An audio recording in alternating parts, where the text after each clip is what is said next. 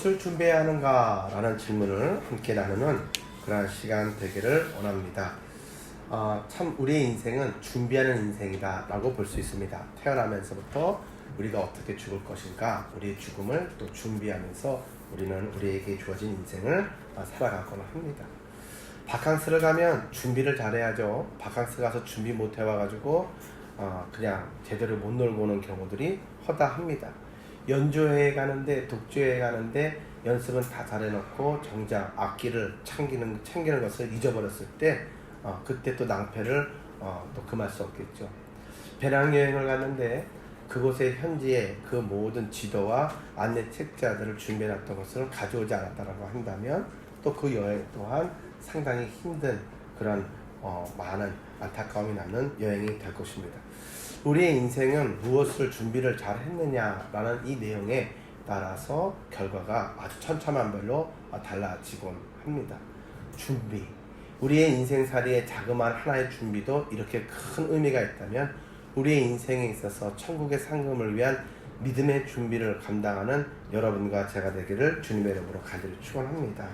우리는 본질적인 것에 관심을 가지고 준비하는 이들이 되어야 될 것입니다. 이 세상은 보이는 것에 많은 것들에 그렇게 편중된 시대를 살아가고 있습니다. 그래서 루키즘이다 라고 이야기를 합니다. 그래서 눈에 보이는 것에 외모지상주의부터 시작해서 모든 것들로 간다 라고 하는 이야기입니다. 보이는 게 중요하다라는 거죠. 그래서 이 말은 결국에는 보이지 않는 것을 소홀히 한다, 그렇게 하는 경향이 있다. 보이지 않는 게 정말 중요한 건데 이 외모지상주의와 이 보이는 것들에 집중을 하다 보니까 정말 중요한 것들을 많이 잃어버리는 이 시대가 되고 말았다라는 것이죠. 보이는 주변의 것들을 이거저거 챙기느라고 정작 눈에 보이지 않는 가장 중요한 것들을 챙겨야 할 것을 못 챙기고 넘어가는, 너무 빨리 정신없이 지나가는, 그리고 안타까워 후회하는 이 시대가 되었다라는 사실이죠. 한 갤럽 조사에서 여론조사를 했는데 13세에서 43세까지 여성을 대상으로 해서 200명을 대상으로 그렇게 설문조사를 했습니다. 외모가 일생의 성패에 큰 영향을 미친다고 생각하십니까? 라는 질문에 한 70% 정도가 그렇다라고, 절대적이다라고 대답을 했답니다. 특별히 대학생과 또 직장 여성들은 80% 이상이 바로 외모가 인생의 그런 승패를 지는데 중요한 변수라고 입을 모아 이야기를 했다는 것입니다. 그래서 요즘에 바라보면 성형 미인이라는 단어는 옛날 말이고 이제는 성형 남자까지도 그렇게 많이 드러나는 시대가 되고 말았습니다. 이 남자들도 이 코 세우는 거랑 뭐 쌍꺼풀 하는 거랑 뭐 양악인가요? 턱 돌려깎기 뭐 이런 거 아주 기본적으로 다 하고 이야기하고 연예인들이 나와서 잘 됐다면 너나 할 것 없이 따라하는 시대가 되고 말았다는 거죠. 제가 아는 어떤 학생이 계단에서 굴러 떨어졌습니다. 그래가지고 코를 좀 다쳤어요. 그래가지고 이제 어떻게 할까 병원에 가서 얘기하니까 성형을 좀 해야 되겠다, 이번 기회에 잡아야 되겠다 이렇게 이야기했더니 그 친구들이 병문안을 와가지고 안타까워하는 이야기가 아니라 넌 좋겠다, 이번 기회에 제대로 잡아서 좋겠다. 그게 병문안 와가지고 하는 멘트입니까? 그건 말도 안 되는 이야기죠. 그런데 그것들이 바로 오늘 이 시대의 세태와 가치관을 반영하는 내용이 되고 말았다라는 것이죠. 안 가꾸는 것보다는 조금 가꾸는 거가 좋겠죠. 그렇지만은 이 외모에 너무 치중하다가 정작 우리가 이 내실을 다져야 되는데 그것을 놓쳐버린다고 한다면 그건 참 문제가 된다. 일반적으로 볼 때 눈에 보이는 것도 중요한 것들이 많지만 눈에 보이지 않는 게 더 중요해요. 우리는 그걸 알죠. 근데 더 중요한 것은 우리들은 자꾸 이렇게 보이는 것에 영향력을 많이 받기 때문에 이 루키즘의 이 시대의 흐름에 편승하고 있지만 하나님께서는 중심을 보시는 여호와 하나님인 줄로 믿으시기 바랍니다. 다윗을 선택하실 때에도 그 사무엘도 하나님의 종이었지만 눈에 보이는 대로 사람을 선택하려고 했지만 하나님은 나 만군의 여호와는 중심을 바라본다. 성경은 이렇게 이야기를 하고 있습니다. 중심을 바라보시는 주님 앞에서 부끄러움이 없는 여러분과 제가 되기를 간절히 소원합니다. 믿음이라고 하는 거, 사랑이라고 하는 거, 인격이라고 하는 거, 믿음이라고 하는 거, 소망이라고 하는 거, 이런 거는 눈에 보이지를 않아요. 그러나 우리가 살아가는 데 있어서 이러한 것들이 얼마나 중요한 줄 모릅니다. 이것들이 무너지면 주변의 것들은 아무런 의미가 없기 때문이죠. 그러므로 우리의 삶을 뒤돌이켜서 무기즘을 그렇게 경계하는 여러분과 제가 되기를 주님의 이름으로 간절히 축원합니다. 주님이 찾으시는 것은 눈에 보이지 않는 것들, 우리의 중심을 보신다라는 것이죠. 우리의 예배 생활도 마찬가지입니다. 누구에게 보이기 위해서 예배 드리는 거 아닙니다. 좋은 시설에서, 좋은 프로그램에서, 그런 어떤 기관, 조직체에서, 여성교회, 남성교회에서 우리가 예배 드렸다고 해서 하나님께 영광 돌려드리는 거 아닙니다. 그건 교회의 외모에 불과합니다. 그것 또한 중요한 것이지만 더 중요한 것은 그것을 통해서 우리 안에 주님의 향기가, 주님이 주시는 그 말씀이 우리의 소망 가운데 살아있는 그러한 우리의 믿음의 그러한 등불이 켜지기를 주님의 이름으로 간절히 축원합니다. 눈에 보이지 않는 믿음이라고 하는 거, 사랑이라고 하는 거, 소망이라고 하는 거, 이것들이 자라나야 됩니다. 믿음도 그냥 겉모습만 모양이 아니라 진실된 믿음, 하나님이 찾으시는 믿음의 주인공이 되기를 원합니다. 하나님과의 교제, 아름다운 그 교제도 눈에 보이지 않습니다. 성령의 능력 내 안에 임재하시고 하나님께서 내게 주시는 믿음과 담대함과 분별력, 평안함, 이것도 눈에 보이지 않습니다. 그런데 우리의 신앙과 삶 속에서 가장 중요한 문제는 무엇입니까? 이러한 것들이 있느냐, 하나님의 임재 가운데 있느냐 라고 하는 이 질문에 대한 분명한 답인 줄로 믿으시기를 바랍니다. 우리는 이 사실에 대해서 끊임없이 자아를 성찰하고 들어보면서 살피고 묻고 또 물어야 될 줄로 믿습니다.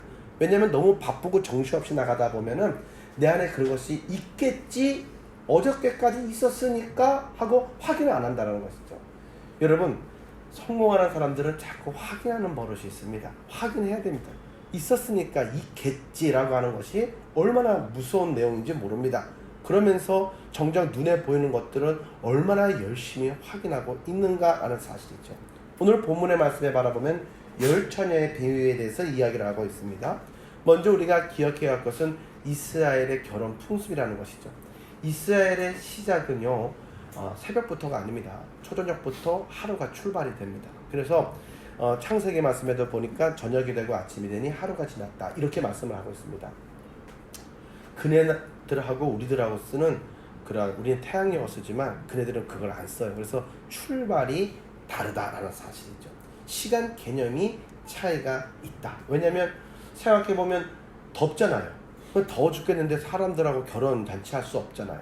그러니까 하루의 출발의 시간이면서 선선해지면 또 금방 태양이 떨어지면 선선해지니까 곧 초저녁 때부터 밤새도록 그렇게 축제, 결혼식이 진행이 되었다라는 사실이죠. 그런 시즌쯤에서 진행하는데 이스라엘 백성들은 가족의 개념이 조금 다릅니다. 와이드합니다. 넓습니다.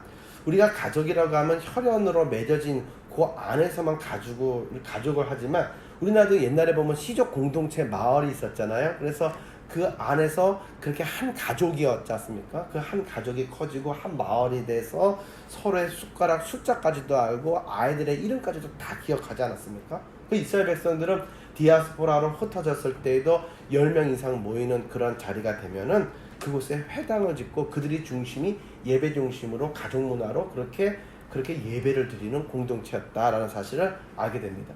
그러니까 신앙인 이 회당을 중심으로 큰 가족의 개념이 생성이 되었다라는 사실이죠. 그렇기 때문에 결혼식을 하게 되면 이거는 한 집안의 경사가 아니라 온 동네 축제가 되었다라는 사실입니다. 그래서 아주 며칠 동안을 길게 그렇게 잔치를 벌였다. 우리나라 옛날의 전통과 상당히 느낌이 비슷합니다. 그런데 이 결혼이 시작되었는데 우리와 비슷한 게 있다면 또 다른 것도 있죠. 또 차별점도 있겠죠. 결혼이 되면요, 신랑이 신부 측 집으로 찾아옵니다. 그래서 결혼식의 내용들이 시작이 됩니다. 근데 신부 측에서 신랑과 그 신부 측의 들러리들이 딱 이렇게 다 들어오고 나면 문을 걸어 잠궈 버려요. 그리고 신랑을 맞으러 그렇게 신부 측에서는 그 친구들이 그 등불을 들고 나가서 밤중에, 그러니까 매너죠, 예절이죠, 영접을 해서 데리고 들어갔다라는 거죠. 근데 들어가고 난 다음에는 여러 가지 변수가 있을 수 있잖아요. 우리나라도 옛날에 보면 보쌈도 있고 여러 가지 있지 않습니까? 불미스럽지 않습니까? 그리고 또 객이 들어와 가지고 분위기를 망칠 수도 있으니까 아예 문을 걸어 담그는 거죠. 초청받은 사람들 이외에는 못 들어오게. 그래 가지고 같이 그 축제를 즐기는 그런 문화였다라는 사실이죠. 신랑을 맞으러 나가는 신부의 들러리들은 이 등불을 반드시 준비해야만 했습니다. 그리고 그 시간을 지켜서 들어와야만 했다라는 것입니다. 그러면 오늘 본문으로 다시 돌아가 보게 되면은 이 본문의 내용은 어떤 내용이냐? 예수님의 재림에 관련돼서 비유로 하신 말씀이다 라고 볼 수가 있습니다.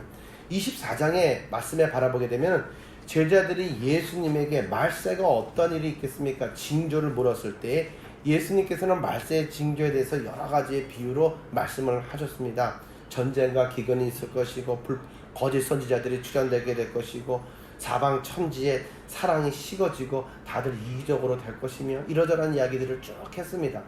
그리고 난 다음에 오늘 본문의 내용이 나온 거죠. 그러니까 이 신랑이라고 하는 이 비유의 내용의 의미는 다시 오실 예수님을 상징한다라고 볼 수가 있습니다.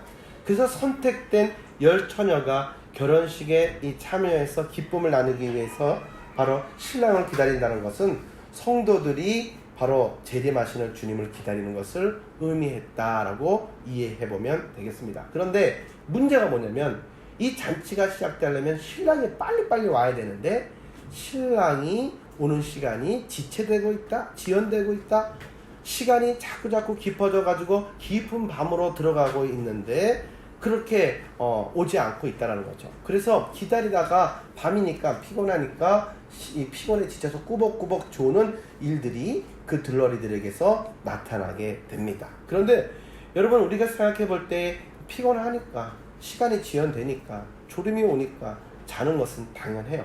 인간의 연약함이죠. 10명 다 잤어요. 졸았단 말이에요. 5명만 졸고 5명 안 졸은 게 아니란 말이에요. 근데 문제는 뭐냐면은 5명은 기름이 충분해가지고 준비된 상태에서 그렇게 했고 5명은 기름이 떨어졌다는 것이죠. 준비가 제대로 안 됐다는 것이죠. 그 상황 속에서 졸았다는 사실입니다. 주님을 맞으러 나갈 때, 신랑을 맞으러 나갈 때 제일 중요한 것은 등불이고 그 등불에 그 등대뿐만이 아니라 그것을 밝힐 수 있는 기름이 반드시 끊어지지 말아야 됐다라는 사실입니다. 여러분 큰 차를 누구나 좋아합니다. 남자들은요 다 큰 차 타게 좋아합니다. 제가 아는 어떤 분은 포드의 가장 큰 다치형의 그 차를 갖다가 이제 사셨대요. 그래서 지방에서부터 이렇게 끌고 올라왔는데 올라와서 한 달 만에 그거 중고차로 팔았대요. 그래서 제가 왜 파셨습니까? 그게 로망이라면서 그걸 왜 파셨습니까? 얘기하니까 목사님 그 밑에 전라도 쪽에서 한번 끌고 올라오는데 기름값만 30만 원 들었습니다. 제가 이거 한번 가지고 한 바퀴 띵 돌고 들어오면은 기름값이 30-40만 원씩 돌아가는데 감당을 할 수가 없습니다. 도저히 감당이 안 됩니다. 그러니까 멋있는 차만 생각했지 그 차가 기름 먹는 하마인 건 아무도 몰랐다는 거죠. 감당이 안 되니까 팔았어요. 사람들은요 뭐든지 큰 감투를 쓰기를 좋아하고 크게 이름 받기를 원하고 그 지위를 갖기를 원합니다. 그런데 그 지위와 그 믿음의 등불을 감당하기 위해서 얼마나 많은 기도와 얼마나 많은 영적인 준비의 성령 충만함의 기름이 있어야 된다는 사실을 우리는 잘 모릅니다. 우리는 바라볼 때에 초신자들일 때가 시험이 많고 중직자가 되고 목사님이 되면 시험거리가 없을 거라고 생각하지만 천만의 말씀입니다. 신앙의 그런 경륜이 올라가면 올라갈수록 깊이가 더해갈수록 시험이 많습니다. 사단이 엄청나게 시험을 해요. 그래서 끊임없이 더 많이 기도하고 더 많이 그 성령 충만함의 기름을 준비하지 않으면 금방 넘어질 수밖에 없어요. 그래서 우리가 크고 화려하다고 해서 다 좋은 게 아니에요.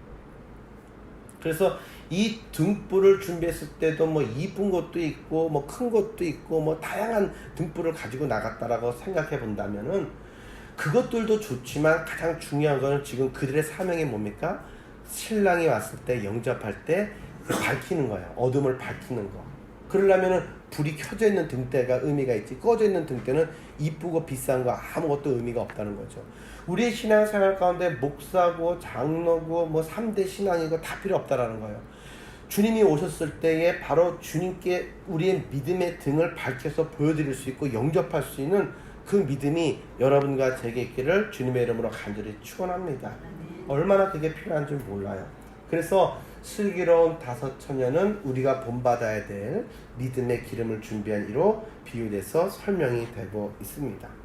기름이 없으면 아무런 의미가 없다. 주님이 찾아오셔서 우리의 믿음을 보시고자 하셨을 때 바로 그 믿음을 보여드리지 못한다면 내가 지금까지 신앙생활 해오고 준비해왔던 모든 것들은 의미가 없다. 우리 아버지가 목사님이고 우리 어머니가 장로님이라도 아무런 의미가 없다라는 것이죠. 그래서 이 기름은 무엇이냐? 기름은 믿음이다 라고 이야기합니다. 기름은 무엇이냐? 성령이다 라고 이야기를 하고 있습니다. 그래서 이것은 어디 가서 사올 수 있는 것이 아니라 성령 충만함은 하늘로부터 임하게 되는 줄로 믿습니다. 믿음도 성령도 기도의 불이 꺼지는 순간 메말라 버리게 된다. 그래서 우리가 신앙생활 하다 보면 직분으로 올라갔는데 예전처럼 기쁨이 없고 너무 드라이하고 예배 가운데도 감격도 없고 졸음만 오고 되게 내가 달라졌다 왜 이럴까 이런 느낌을 본인은 갖지 않습니까? 이유가 무엇입니까? 기름 부으심이 끊어졌기 때문이다. 오늘 여러분과 저는 눈에 보이지 않는 내 안에 있는 성령의 기름 부으심을 체크하면서 그분의 임재를 위해서 부르짖어 기도하는 기도의 용사들이 되기를 주님의 이름으로 간절히 축원합니다. 근데 문제는 이네들이 그걸 알고도 그렇게 게으르게 기름이 똑 떨어지게 만들었을까? 아니라는 것이죠. 등대가 이렇게 있지 않습니까? 그 속에 기름이 있어요. 그러니까 이걸 수시로 열어봐야 되는 거죠. 얼마큼 있는지를 이 양을 체크해야 되죠. 그런데 그 체크를 안 하고서 그냥 당연이라고 생각하고 한다면 그건 큰 문제가 생기는 것이죠. 제가 위례신도시에 들어와서 주중에 학원 운행을 하다가 낭패를 몇 번 봤는데 최근에 본 것은 효성 해밀턴 앞에서 애들을 다 태우고 이제 교회로 들어오려고 신호대기를 딱 서는 순간 갑작스럽게 큰 교차로에서 차 시동이 꺼져버렸습니다. 딱 멈춰버렸어요. 너무 깜짝 놀랐습니다. 그래서 이상하다 하고 봤더니 기름 게이지가 0이 돼버린 거예요. 이상하다. 내가 분명히 기름 게이지 많이 채워놓지는 않았지만 조금은 채워놔서 분명히 오늘은 견딜 수 있게 해놨는데 이거 왜 이렇게 됐지? 라고 생각을 했어요. 그래서 곰곰이 생각해보니까 주일날 운행을 한번 나갔다가 들어오는데 제가 운전을 안 한 거예요. 그러니까 차가 막히고 들어오니까 게이지가 마지막에 붙어 있었던 거죠. 근데 저는 이제 다른 차를 타고 다니니까 몰라서 이거 타고 그렇게만 생각하고 게이지도 안 본 거죠. 그냥 막 다니다가 어저께로 생각하고 다니다가 중간에 딱 섰는데 아이들 내려주고 난 나가가지고 기름 넣으려고 지금 딱 했는데 차가 서버린 거예요. 당황스럽더라고요. 근데 이해가 안 가더라고요. 왜 그런가 봤더니 위례신도시는요 경사로가 30도 이내로 돼 있습니다. 그러니까 서쪽 동쪽으로 30도로 고도가 올라가 있습니다. 그러니까 서쪽으로 한번 돌다가 동쪽에 교회가 있기 때문에 동쪽으로 올라오면 이 땅이 평지가 아니고 약간 기울어져 있어요. 그러니까 이 자동차 안에 이 기름을 넣는 게이지가 이렇게 되어 있는데 이게 이렇게 기울어져 버리니까 이게 안 닿는 거예요. 기름은 있어요. 근데 변수가 생겼어요. 비탈길에 약간의 차이지만 그것 때문에 기름이 더 이상 공급이 안 되니까 더 갈 수 있는데도 거기서 멈춰버린 거예요. 이런 변수를 생각을 전혀 못했죠. 누가 그걸 알겠습니까? 몰랐죠. 나중에 그것들을 파악해보니까 그러한 자그마한 변수가 차를 멈추게 하더라라는 사실이에요. 얼마나 당황스러운지 몰라요. 되게 당황스러웠어요. 뒤에 애들은 있죠. 그 다음에 애들 내려놓고 바로 또 운행을 나가야 되죠. 계속 돌아야 되죠. 차는 멈춰섰죠. 뭐 어떻게 해야 할지를 모르겠더라고요. 누구한테 전화해야 될지도 모르겠고 진땀이 막 절로 나더라고요. 그래서 제가 그때 우리 민웅 성도님한테 전화를 딱 해서 도와달라 이야기하니까 천사처럼 나타나가지고 아이들 다 태워서 딱 데려가더라고요. 그리고 또 자동차 서비스 받아가지고 기름을 탁 넣고 하니까 다행히 이게 시동이 걸리더라고요. 근데 넣어주면서 이러는 거예요. 손님, 제가 이걸 넣어드리지만 에어가 차고 이래가지고 이게 몇 번을 해야 되는데 만약에 안 차면 견인차 불러야 됩니다. 이렇게 이야기를 하는 거예요. 그런데 되면 되는 거지만 안 될 수도 있습니다. 제가 이거 돌리면서 몇 번 했더니 안 걸리더라고요. 계속 하래요. 이렇게 하면서 제가 뭘 했을까요? 기도가 주여 살려주세요. 제때 튀어놓겠습니다. 살려주세요. 막 돌렸어요. 그리고 마지막에 한 번 딱 돌리는데 막 요동을 치면서 시동이 딱 걸리는 거예요. 할렐루야도 안 나오네. 전 그때 할렐루야가 나왔어요. 너무나도 감사해가지고 그 다음부터는요 제가 다니다가 절반 이하로 떨어지게 되면은 무조건 기름 넣으러 갑니다. 빨간 불 들어올 때까지 기다리지 않습니다. 인간의 생각으로 요렇게만 되면 되겠지, 그때 가면 되겠지.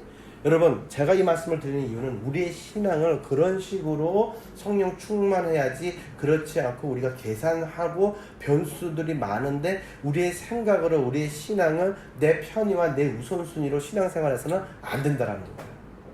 큰일 난다라는 사실이죠. 이런 변수 자그마한 거 하나에도 우리의 신앙의 시동이 꺼질 수도 있다는 것이죠. 시동이 한번 꺼지니까 다시 켜기가 너무나도 힘들더라는 사실을 우리는 기억해야 됩니다. 그냥 되는 것도 아니더라고요. 에어가 찼대요. 기름이 완전히 빠진 상태에서 이제 이렇게 하니까 중간에 에어가 차가지고 기름이 빠졌어요. 없어요. 기름 넣으면 다시 걸리면 되는 거잖아요. 근데 왜 안 걸려요? 에어가 차가지고 문제가 생기면 안 될 확률이 높다라는 거예요. 야, 우리들은 신앙이 기름이 똑 떨어졌어요. 그러면 다시 교회 가서 열심히 주여 주여 하면서 작심기도 하고 그렇게 해가지고 다시 회복할 수 있지 않겠나 라고 생각을 하지만 안 될 수도 있어요. 그게 끝일 수도 있다는 사실이죠. 아주 중요한 것이죠. 예수님이 다시 우리의 삶 속에 임재하시고 다가오실 때 우리가 믿음의 등불로 그분이 요구하시는 믿음을 보여드릴 수 있기를 주님의 이름으로 간절히 축원합니다. 성경에 바라보면 성경에 많은 위인들이 나오는데 그들이 잘나서 그 일을 사명을 감당한 게 아니라 주님이 먼저 찾아오셨어요. 야곱에게도 찾아오시고 모세에게도 찾아오시고 다윗에게도 찾아오시고 요셉에게도 찾아오시고 다 찾아오셨어요. 주님은 찾아오시는 분이에요.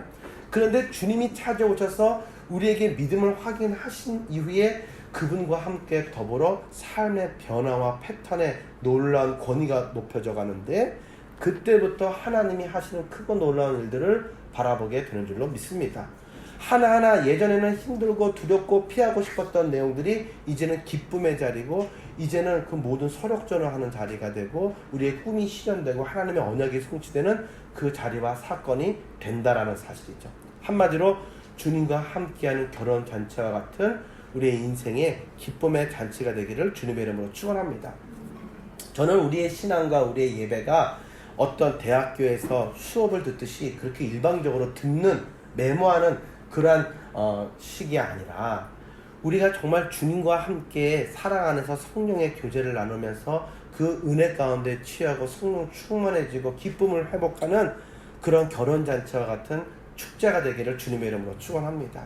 우리의 신앙은 축제가 되어야지 배우는 자리, 우리가 바라보는 그러한 자리가 되어서는 안 될 것이다 라는 사실이죠.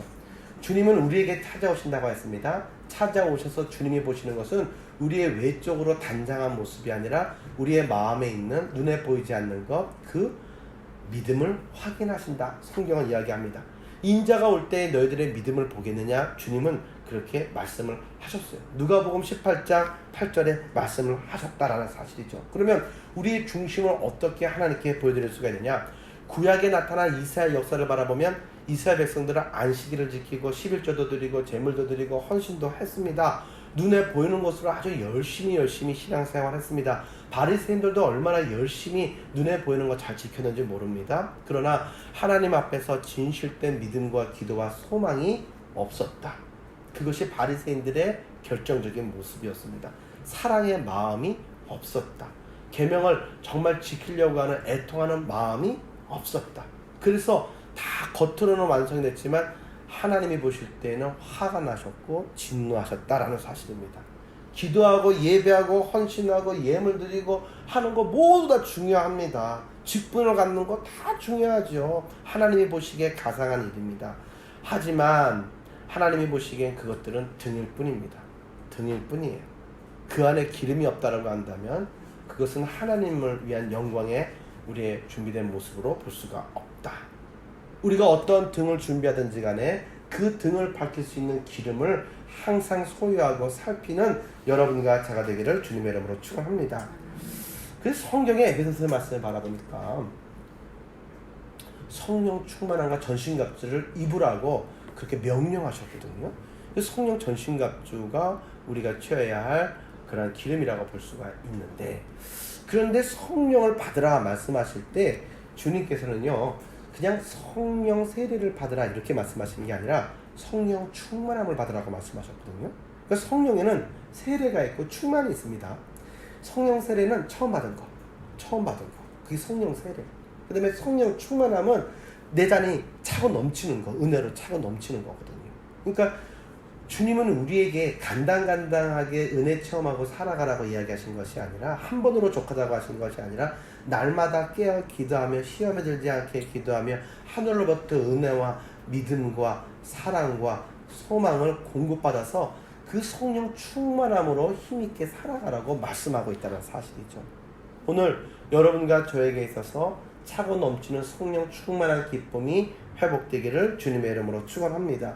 내가 죄에서부터 용서받았다라는 구원의 기쁨과 감격이 날마다 우리의 찬양의 고백으로 나와야 할 것이고, 주님의 음성을 날마다 들을 수 있다라는 이 감동이 여러분과 제게 있기를 주님의 이름으로 축원합니다. 사람이 가장 힘 빠질 때가 어느 때인지 아세요? 상대방하고 얘기하는데 나 혼자만 얘기하고 있을 때 이게 힘 빠져요. 말하기 좋아하는 사람은 계속 말하기도 해요. 그렇지만은 계속 얘기를 한다 하더라도 상대방이 대꾸가 없어. 그분은 힘이 빠져요. 그러면서 이거 제대로 듣고 있나? 나 혼자 얘기하는 거 아닌가? 뭐 이런 생각이 들리죠. 근데 다 듣고 있다고. 그러면서 상대방이 내가 말한 거에 합하게 대답을 해주잖아요. 그러면은 듣고 있구나 하고 다시 또 얘기하기 시작하는 거죠. 그러니까 중요한 것은 말을 할 때는 나 혼자 하는 것이 아니라 일방통행이 아니라 쌍방통행이 돼야 감동도 오는 것이고 의미도 찾는 것이고, 뭐든지 간에 그 안에서 바로 유익함이 있다는 것이죠. 하나님과 대화를 나누는 우리의 신앙과 기도가 하나님의 음성을 듣고 확인하고 나가는 자리가 되기를 주님의 이름으로 축원합니다. 우리가 기도는 드리고 있어요. 이상하다, 나 기도하는데. 근데 생각해 보세요. 기도가 내 뜻대로 하는 기도인지 하나님의 뜻대로 하는 기도인지. 내가 기도했을 때 야 그건 아니지, 다시 기도해라 하면서 성령께서 하나님의 뜻을 내게 말씀하시며 그렇게 하나님의 기뻐하시는 뜻을 가르쳐주시고 확인시켜 주시는 거예요. 그럼 기도하다 말고 그래 이건 아니지 생각을 하고 다시 하나님이 기뻐하시는 뜻, 성령님이 가르쳐주신 그 하나님의 뜻 안에서 내가 하나님의 영광을 구하는 기도로 다시 바꾸는 거예요. 그러면 내 안에서 큰 기쁨과 응답이 나타나게 되는 줄로 믿습니다. 그게 참 중요해요. 그래서 우리는요 항상 기도의 시간을 충분히 확보시켜 놔야 돼요. 그래야 성령 충만함을 받을 수 있고 이 어리석은 이 5명의 여인과 같은 자리에서 벗어날 수가 있다는 것이죠. 깨어서 기도하는 여러분과 제가 되기를 주님의 이름으로 축원합니다. 또 하나 제가 여기서 보고자 하는 내용은 바로 이거죠. 딱 신랑이 온 거죠. 근데 기름을 사러 갈 시간이 없는 거죠. 어떻게 해야 될지도 모르겠고. 그래서 이 5명의 여인들이 어떤 반응을 보였냐면, 슬기로운 준비된 그 처녀들에게 좀 나눠달라, 우리 반반씩 나눠 쓰자, 이렇게 이야기를 했어요. 그런데 그렇게는 못한다라는 표현이 나온다는 것이죠. 이게 무슨 말입니까? 나는 교회는 다녀요. 그런데 우리 아버지가, 우리 어머니가, 우리 부인이 열심히 다녀요. 목사님이고 장로님이고 권사님이고 집사님이세요. 그러면 나는 그냥 이렇게 이 정도 다니고 그 다음에 안 되면 나중에 그들의 이름을 해서 1+1처럼 그렇게 들어가겠다라고 생각하시는 분들이 많아요. 그런데 그게 안 통한다라는 거예요. 그게 안 통한다라는 거예요. 반반씩 나눠 쓸 수가 없다라는 거예요. 아브라함의 하나님, 이삭의 하나님, 야곱의 하나님, 그리고 나의 하나님. 구약에 보면 이렇게 고백을 하거든요. 아주 중요해요. 가문 대대로 믿음의 혈통을 이어가는 가문이 되시기를 주님의 이름으로 축원합니다. 그런데 우리 할아버지, 우리 아버지의 하나님이 나의 하나님으로 고백되는 단계가 분명히 있어야 돼요. 그게 기름이에요. 그것이 없으면 우리 아버지, 우리 할아버지 때로 3대째의 기름에 이런 등대가 멋있는 게 있다라는 것밖에 안 돼요. 기름이 나의 하나님으로 고백하는 나의 믿음, 나의 고백이 없으면 그 등대는 꺼진 등대예요. 의미가 없어요. 너무나도 중요한 이야기죠.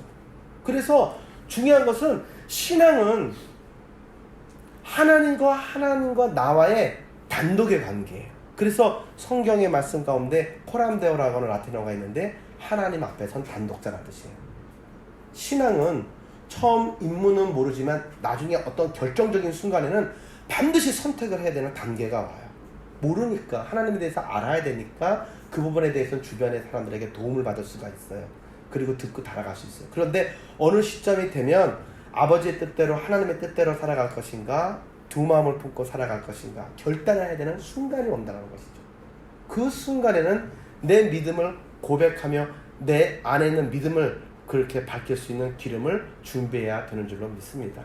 그 단계에서는 반드시 나의 믿음의 고백이 있어야 된다는 사실이죠. 그러한 면에서 여러분들에게 아브라함의 하나님이 여러분의 하나님이 되어주시기를 주님의 이름으로 축원합니다. 그렇게 고백하고 나가면 무엇이 경험되는가 하면 아브라함의 하나님 그 놀라우신 은혜와 역사 기적들이 있지 않습니까? 말로만 듣던 아브라함 하면은 그 후손이 들었던 그 놀라운 그 기사와 이적의 스토리들 간증들 그 간증이 모두가 나의 것이 되게 되는 줄로 믿으시기 바랍니다. 아주 중요해요.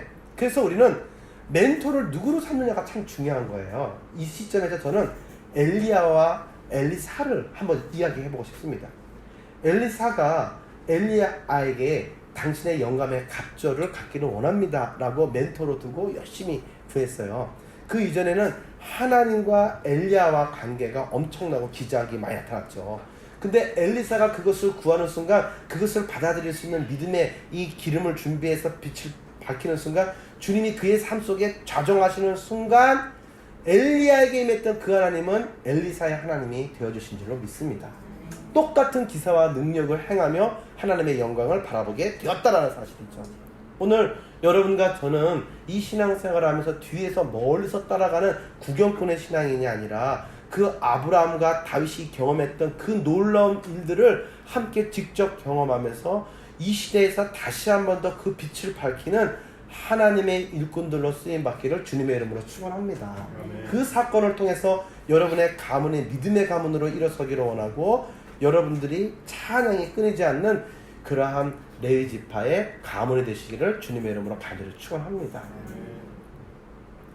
우리 이미경 지사님은 기도원을 좀 다니셨는가 봐요. 복을 받고 하면 아멘 하면 보통 보면 아멘 하는 분이 있고 아멘 하고 하시는 분이 있어요. 부흥사들이 그것은 내 것입니다 하면서 막 이런 식으로 아멘 이렇게 하라고 액션을 많이 가리키고 율동을 많이 가리키면서 하는 게 있는데 참 유치해 보이지만 어떻게 바라보면 그만큼 갈급함을 온몸으로 부르짖어 표현한다는 거 아니겠습니까? 사모함이 있다는 거 아니겠습니까? 믿음의 생활에 사모함이 없으면 죽음입니다. 갈급한 마음으로 사모하는 마음으로 주님이 주실 은혜를 사모하는 여러분과 제가 되기를 원합니다. 이제 말씀을 마치며 이야기를 드립니다. 여러분 우리는 예수 그리스도의 재림을 준비하는 처녀들이라고 볼 수가 있습니다.